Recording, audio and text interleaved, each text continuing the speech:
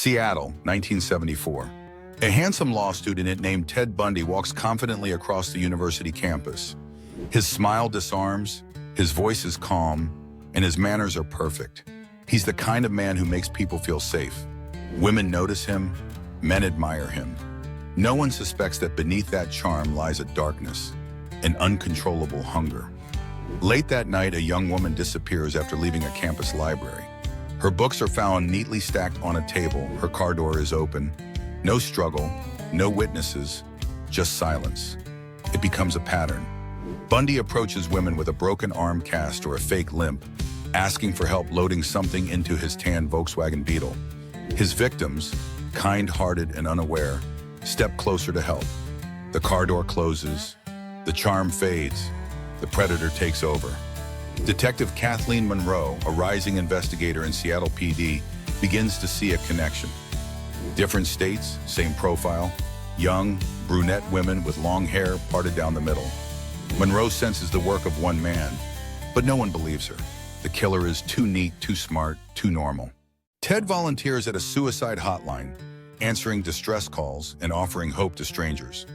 His co-worker, Ann Rule, sees him as compassionate and intelligent. One night, Ann confides, "You have a rare empathy, Ted." He smiles, softly replying, "I just understand people deeply." She never imagines that while he saves lives by day, he takes them by night. As disappearances spread across Washington, Utah, Colorado, the FBI steps in. Bundy moves like a ghost, changing identities, switching cars, even shaving his hair. He studies law, representing himself in court, charming reporters and judges alike. Detective Monroe finally gets a lead, a partial plate number and eyewitness description of the tan Beetle. It's enough to corner him once, until he escapes custody in Aspen by jumping from a courthouse window. He vanishes for weeks. Months later, the charming stranger resurfaces, this time in Florida under the alias Chris Hagen. At the Chi Omega sorority house at Florida State University, horror returns. In a single night of violence, 2 women are murdered and 2 others nearly killed. Monroe, now working with the FBI, hears the news. "He's back," she whispers, her voice trembling. Bundy is caught days later, driving a stolen car. Inside, masks, handcuffs, and crowbars. When asked his name, he smiles again. "You know who I am." The courtroom is electric. Cameras roll. The nation watches. Bundy defends himself, cross-examining witnesses, smiling at reporters, winking at spectators. His charisma unnerves everyone. Even the judge admits, "You'd have made a fine lawyer, Mr. Bundy, if you hadn't done such terrible things." Monroe sits in the gallery, tears in her eyes, not from pity, but disbelief.